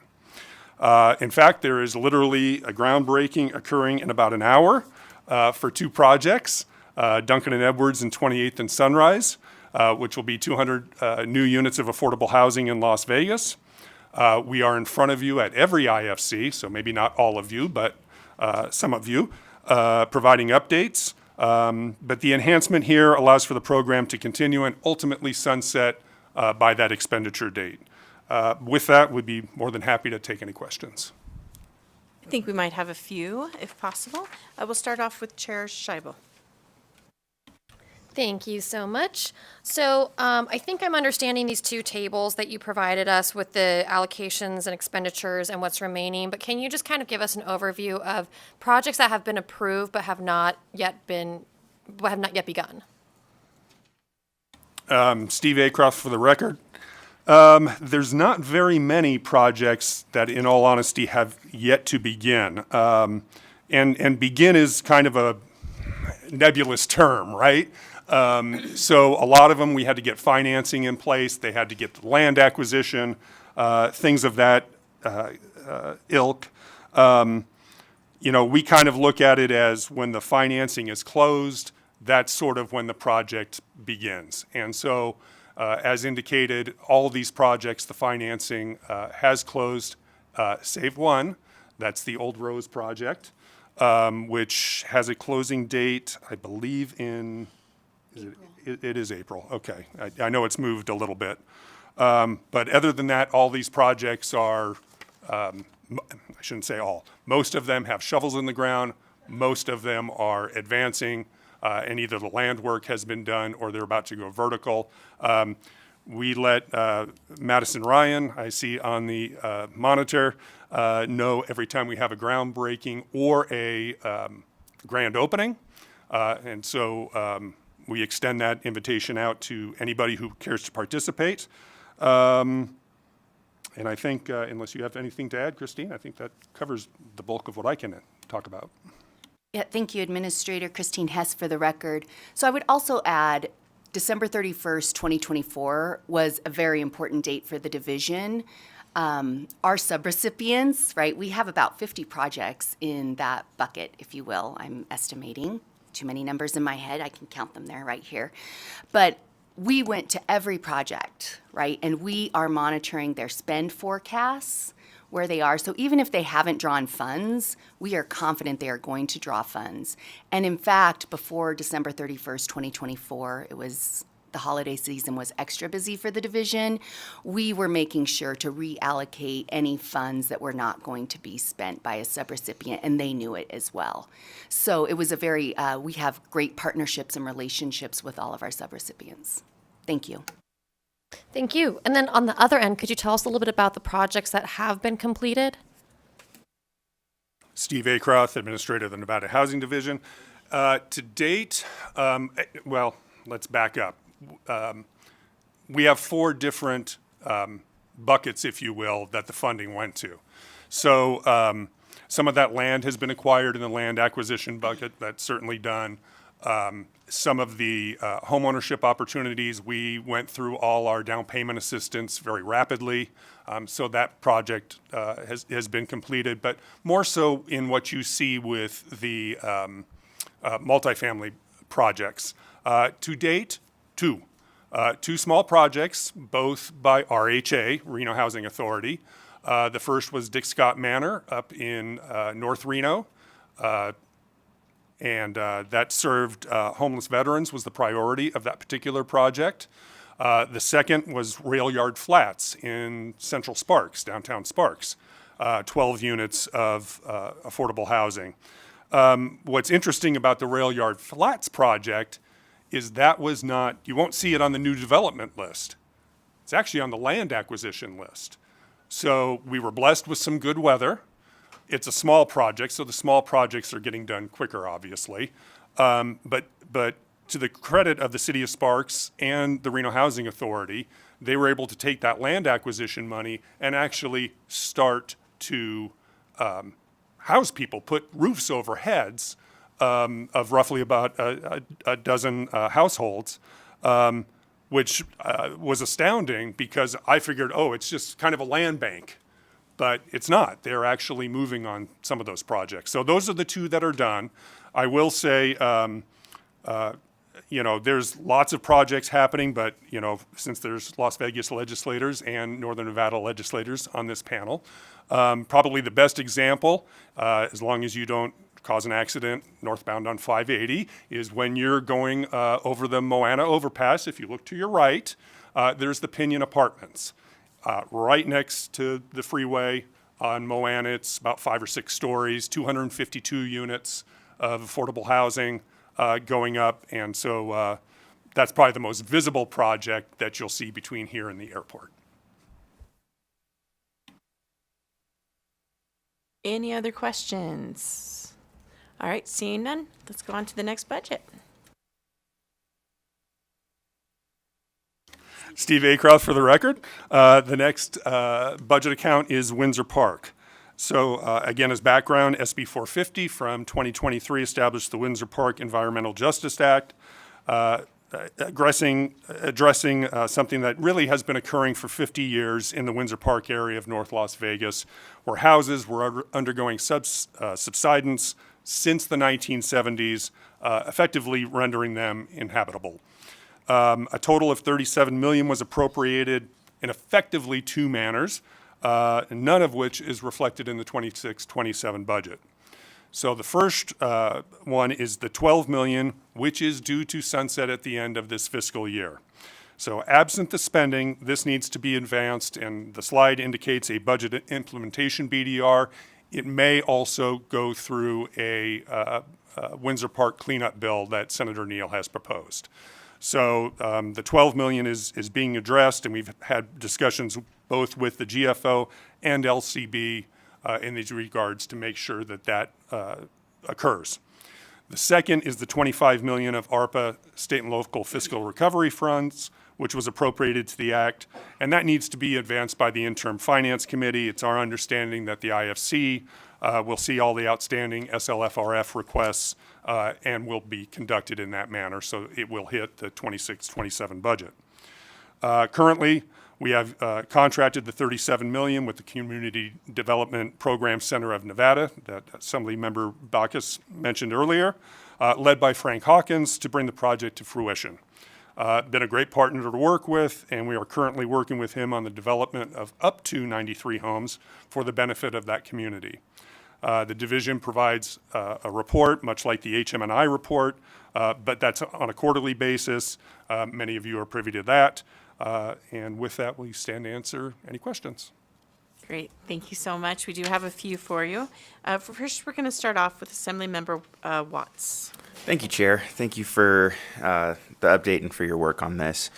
I know that there are still some moving pieces, and some of it may not be able to be discussed in public at this time, but could you just talk a little bit at a high level on where things are at, and particularly the latest estimate of timeline for when residents may begin relocating?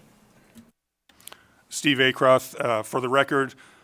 So from a couple of standpoints, from the construction standpoint, I'll refer to it, it's just easier, CDPCN. They're working diligently to acquire the appropriate land. Once that is acquired, we anticipate the infrastructure being installed, and then the vertical construction of homes can commence. We anticipate that there will be one or two that are built initially, for lack of a better word, to be model homes so that the residents actually have an idea of potentially what they're looking at. They've seen renderings and things of that ilk, but until you actually see it, it's sort of still on paper. From a community engagement standpoint, our affordable housing advocate continues to work with the residents to determine those needs. We've exercised an MOU with the Nevada Affordable Housing Assistance Corporation to engage those residents who have outstanding mortgages so that we can get them moved quickly. We still have concerns about getting the project done within the timeline, but we listened to the IFC. We've actually actively engaged with the developer in expediting the acquisition of these properties and the land to facilitate the project, and continually remind CDPCN of the expenditure deadline. So, will the homes be entirely completed by the end of 2026? The money will have to be spent by then. We do have some state funds that don't have that deadline, so it's still a little bit of a moving target, but we would anticipate that if they're not moving in by the end of 2026, it would be shortly thereafter. Thank you for that. And then on kind of the mix of funds for these projects, it looks like your division also applied for HUD pro-housing grant funds during the last interim, but those funds were not awarded. Do you know if the division is planning to apply for either that or any other additional federal grant programs to support the Windsor Park relocation program? Steve Acroft, for the record, anything that could become available to us, we will. It's a little bit tenuous, I'll guess, is the adjective I'll unpack for HUD funding currently. However, there is in the bill, of course, the application of CDBG funds, and we are working with LCB Fiscal. We've worked with the developer and Senator Neal on how that potentially could be used. So we know those funds exist, and should any other opportunity, and by the way, that's $2.7 million. Should any other opportunities present themselves, we certainly will try to get additional funding. All right, next we'll go to Assemblymember Torres Fawcett. Thank you, Chair, and thank you so much for the presentation. Could you confirm the ARPA-related expenses are projected to be $13.6 million in fiscal year 2026 and $3.4 million in fiscal year 2027 for the Windsor Park Relocation and Rehabilitation Program? And if so, is the agency working with the Governor's Finance Office to submit a budget amendment to add these funds and the associated expenses? Yes, thank you, Assembly Member, for the question. Christine Hess for the record. So, of course, everything is a projection and a forecast, but I can confirm that that is the most accurate forecast at this point. With those ARPA funds, the goal would be to do work programs when we turn our fiscal year from fiscal year 25 to 26 for those ARPA programs. And that's always been the plan. So we currently have the spending authority now and can move those funds, which does give us a little flexibility this fiscal year. And then we will work program them in accordingly, or however per this body the budget comes out. Yes, thank you. Thank you. And another question, if I may. Considering that total funding of the $37 million was initially provided for the project and $10 million of this funding is projected to revert back to the general fund at the end of the fiscal year 2025, what portions of this project would be impacted or no longer completed? Christine Hess for the record. Thank you, Assembly Member. So that option would be a breach of contract for the division. We have a contract in place with CDPCN for the construction of up to 93 homes for $37 million. We've been in discussion since this fall regarding the $12 million potential reversion and know that the solutions can come either through the Governor's Finance Office or through the legislative body, and look forward to working with and however the group would like us to work. Thank you. And next we'll go to Senator Taylor. Thank you, Chair. Full disclosure, Senator Neal sent me a question. She sent me a question, so I'll try to channel her. Her understanding from the land standpoint is she's asking about a land that is already in escrow. It was privately owned after being sold by North Las Vegas. Does any of this sound familiar? Steve Acroft, for the record. Yes, as we mentioned previously, the land acquisition process is being under due diligence. It's not technically in escrow yet. Okay, may I follow up, Chair? I know that, yes, but we just need to remember that this is still this is still a discussion at this time, so there might be a need to do this, because we don't want to put anything in jeopardy of current agreements that are happening. So if it's not going to go into very specific things, yes, please. Okay. Go for it. All right, thank you. I want to just clarify what you said, that so the land is not in escrow at this time. That is my understanding, correct. Steve Okay. Acroft, for the record. All right. One more clarification question. When you mentioned the complications that are involved in getting and utilizing BLM land, is that land you also expected to need to utilize to complete this project? Thank you, Senator Taylor, for the question. Steve Acroft, for the record. At this point, there is no BLM land that we would envision would fall into the definition of adjacent land that's specified in SB 450. We did look at BLM land for the potential land acquisition, but it just didn't check that box. We also did due diligence into county land, city-owned land, any land that was potentially out there that could work for these residents. But no, to answer your question, no, BLM is not part of this particular equation. Thank you so much. Thank you, Chair. And thank you for asking that, because if we do have any follow-up questions, we're able to contact you. Is that correct? Steve Acroft, for the record, absolutely. Great. Thank you so much for that clarification. Let's move on to Budget 3836, Supportive Housing Development. Steve Acroft again for the record. 3836 is the Supportive Housing Development Fund. $32.2 million was provided to the division in general funds to create a fund to allow for more supportive housing within the state through the passage of AB 310 in the 2023 session. These monies were specifically identified to fund activities for supportive housing, not sticks and bricks. So this was supposed to do the programmatic things that are necessary for the residents in those apartments. Part of that legislation allowed for the hiring of 2 positions, and E225 allows for those positions to continue through the next biennium. With that, we'll take any questions. Great. Sorry. Let me get that ready for you. Why don't I go to Assemblymember Bacchus, Vice Chair. Thank you so much, Chair. I have 2 questions on this. And you kind of did provide it, but if you could give us a little more information regarding an update on the Supportive Housing Development Fund, including the progress of any of the awarded projects and when communities may begin seeing the benefits of more supportive housing programs. Thank you, Assemblymember, for the question. Christine Hess for the record. So the first round of funding opened in November, and the division awarded 5 entities for approximately $12 million. We'll be opening up a second round later this spring.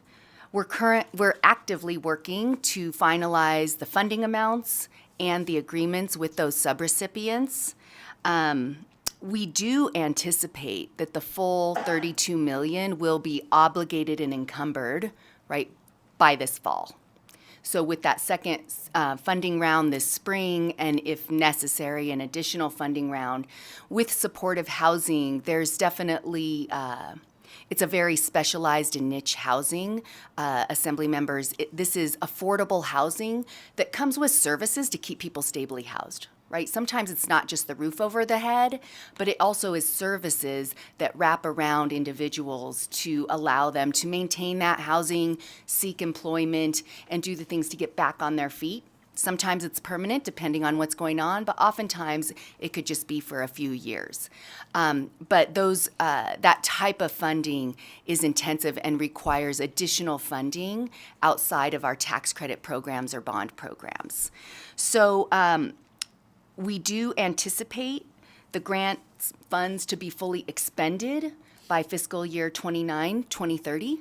So grant agreements are currently in place for 5-year period. I have a schedule if you want to know the exact numbers of what we're forecasting for the next 5 years. But then additionally, the Assembly Bill 310 for the Supportive Housing Development Fund also allowed for education and training to build capacity across the state for this specialized housing, and also for an evaluation. We did an RFP and have made awards to both Corporation of Supportive Housing and Urban, it's not Urban League, it's Urban Institute for the evaluation, and Corporation for Supportive Housing for the education and training across the state. Those agreements, again, are being negotiated, and we anticipate standing those programs up this spring to bring that forward. So a long answer. Many of these projects are closing now. A couple of them are already in place and will be implementing these funds. So I think we will see supportive housing funded by these programs as early, some residents feeling the effect as early as the summer. If you want a little bit more details, we do have our Deputy Administrator of Programs, Joanna Grant, is available in Las Vegas to come with any more details. Thank you. And then I don't think I need her because I think Ms. Hess is the CFO. You may be able to confirm this. So just for our purposes of obviously allocating the grant expenses, I think this may align with what you were saying but we just, for our purposes for this next biennium, can you confirm the grant expenses are projected to be at $7.6 million in each year of the 2025-27 biennium for the Supportive Housing Grant Program? My mic is on. Christine Hess for the record. Thank you. Yes, I confirm that. Thank you. Wonderful. Thank you so much. And so if you'd like to provide that report to our staff, that'd be good to help them with some of the long-term planning, if that's possible. All right. Any other questions in this account? Seeing none, let's go to the last one, which is weatherization. Thank you, Chair. Steve Acroft for the record. Last budget account is 4865, the weatherization program, and I will turn it over to Ms. Hess to go through the enhancements. Thank you, Chair. Thank you, Administrator Acroft. So in this budget account, 4865, the enhancements that you'll see are as one of four main operating budget accounts of the divisions. The enhancements you see are the same as what you saw in 3841, right? So spanning the four operating budget accounts, the primary ones would be, of course, the communications and marketing, which provides an enhanced partnership with Estepona Group. That is the group that we currently work with. And then additionally, the technology assessment and planning. So with that, I'll close and stand for questions. Thank you. Wonderful. So before I open it up to the committee, I do have a question that's it feels very general, and it could be for any of the budgets, but for this one in particular, are there any sort of federal financial changes that are impacting this program or any of the other ones? Thank you, Chair Anderson, for the question. Christine Hess for the record. So weatherization is primarily funded through federal funds. A small portion of the funds come from the state through our account for affordable housing. So we are very reliant on the funds that come through the Department of Energy. Some of that comes through the Department of Welfare and Social Services here at the state that has an award through the Department of Energy. So again, the Department of Energy. And some of them are a formula allocation through the Department of Energy, which is typically annually about $1.2 million. We also have funds that were part of the bipartisan infrastructure law. That was a $24 million award over 5 years, so we are deploying those as well. And we work with subrecipients to reach our Nevadans who need the weatherization for their homes. We currently have access and are drawing down on our DOE funds as part of the regular allocation.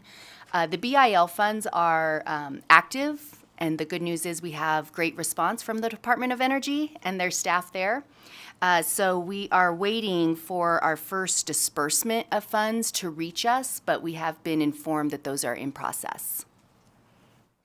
So just to verify, thank you for answering how much has been used and where it's coming from, but I think we're all watching sometimes the federal budget and what's happening on a daily, weekly basis, it feels like. Are any of the funds that you're dependent upon in jeopardy of not being awarded? Or do we already have all the funds? Do you already have all the funds that are needed? Madam Chair, Christine Hess for the record. We have agreements in place, signed agreements in place. So we've received the awards. With the conversations that we all hear happening this week, what the division is watching closely, of course, is what future awards look like. That would be HUD and DOE funds. So from the division's perspective, when there are challenges at the federal level, we are very much monitoring that. Administrator Acroft can give you, we go back every time we have this conversation with the budget or some of the other challenges we've been seeing. Administrator Acroft reaches out to all of our units to confirm where we are and how that looks for everybody. Thank you. And Steve Acroft for the record, just to add to that, the CR was passed in the House yesterday. So trying to delve into that, at this point, it's a little premature to say what that looks like. I did get an update at 6 o'clock this morning that had primarily to do with tenant-based rental assistance, project-based vouchers, things of that ilk, which is not what the division specifically handles. And so there were some numbers in those realms, but it didn't talk about our programs, our ESG, our home programs that come directly to the division. So we hope we'll see some more conversation in regards to exactly what that looks like in the CR, if it was affected at all. And then, of course, we have the tax bill, which we know will be coming forward prior to December of 25. And so we monitor that. As Ms. Hess indicated, that's future funding. And so we're always cognizant of trying to monitor that and trying to understand exactly what impacts that will have to the division and to the residents. If I may, Madam Chair, Administrator Acroth, I think what's really important to know is as this budget is being formed, we do have existing awards and funds that are still being deployed, right? So if the budget has some cuts to some of our typical funding sources, in January, we did a quick check to just look at our federal funds when we were dealing with the memo, and we have 38 million or so in HUD funds that we're still deploying, that we have agreements in place with the agency, with our subrecipients, and similarly for the Department of Energy, we're still deploying funds. So the budget impacts certainly can feel today, but we are still deploying funds for today, but there are things that we are looking at also in the future. Thank you so much. Any other questions? All right, seeing none, thank you for the presentation today and for joining us today. I think we're going to close the budget hearings, and now we're going to end with our last thing for today, which is public comment. As a reminder, each person has 2 minutes to provide testimony, and public comment may be submitted to the committee up to 24 hours after the hearing. Is there anyone in person wishing to give public comment in Vegas or in Carson? Seeing nobody coming to the podium.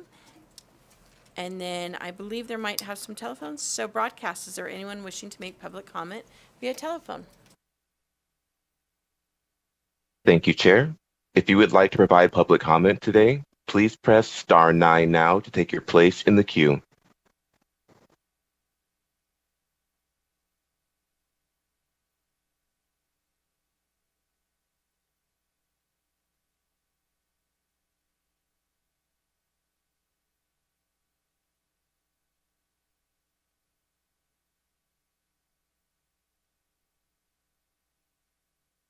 Caller with the last 3 digits, 870. Please press star 6 to unmute yourself.